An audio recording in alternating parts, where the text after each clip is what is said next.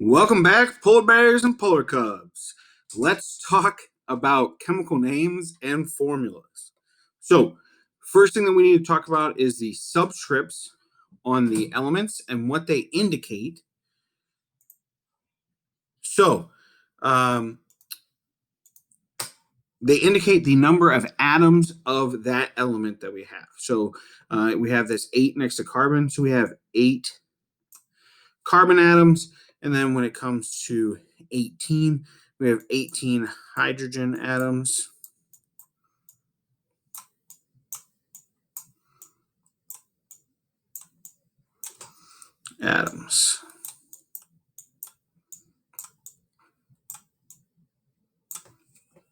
All right.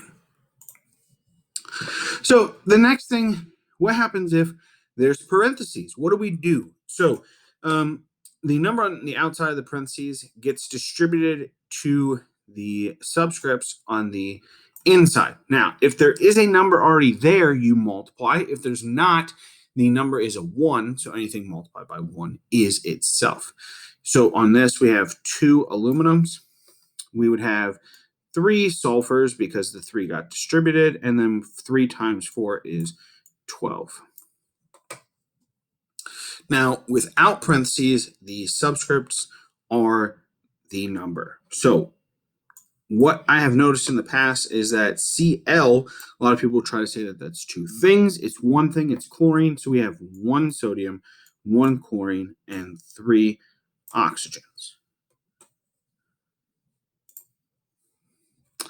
Now let's talk about monatomic ions. So these are single atoms that are ions, groups 1A to 6A. There are our charges. They are written in the upper right-hand corner on your periodic table. Within the D block, we assume a +2 unless it is otherwise stated. And then in our next set of notes, we'll talk about how you might determine this. So what I'm going to do is I'm going to go ahead and do it this way.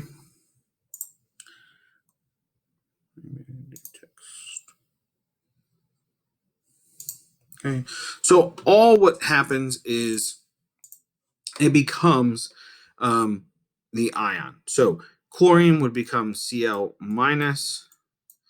Na plus is still sodium.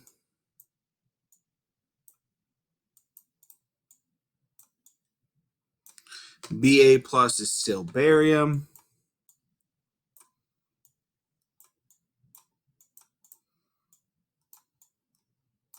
And oxygen is a -2.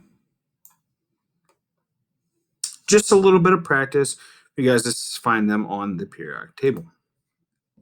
Here is a list of them. It's just to kind of show you what they're going to be called. So you can see that barium is still barium. All the cations keep their given name from the periodic table. The anions, however, we're going to change the ending to "ide." And then there will be some metals in the transition D block, which will have multiple charges, and we'll talk about that tomorrow. So, compounds with 2 elements, okay, we take their charges and we crisscross them in order to get the numbers on the bottom. Okay, so the number on the bottom is just the numerical value.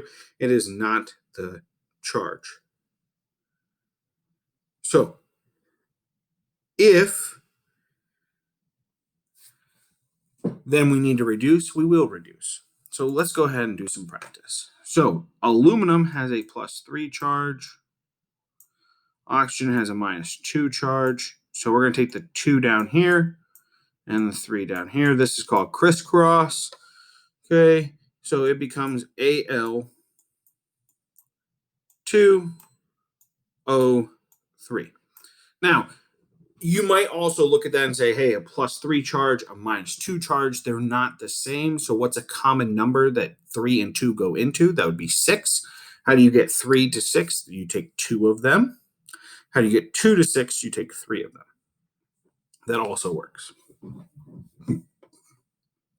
Magnesium, I'm going to have you guys do it's +2, -1. In 3 seconds, go ahead and pause it, and then you can check your answer. So 3, 2, 1. Okay, so you should get Mg, F2.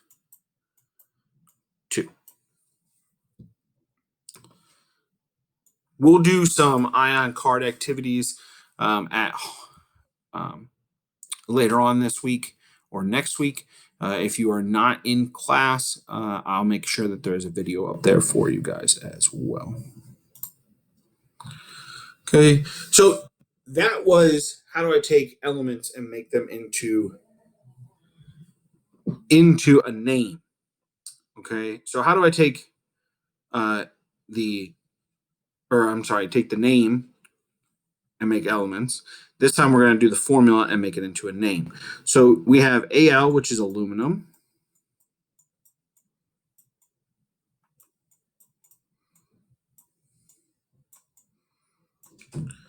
Oxygen, we're going to drop the ending of oxygen and we're going to make it oxide. Well, that's going to be non-capital. Oops.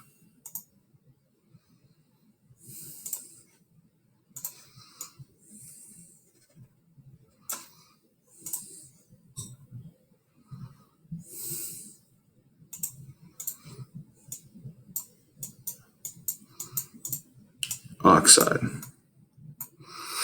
Okay, so I'm going to have you guys try the next one. 3, 2, and 1. Mg is magnesium.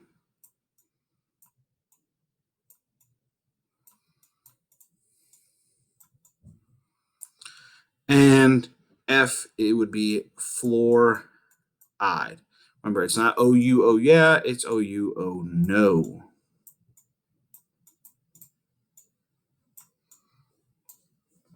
All right, and that has been it for today. Go ahead and start on your big Ionic worksheet. If you have any questions, let your teacher know.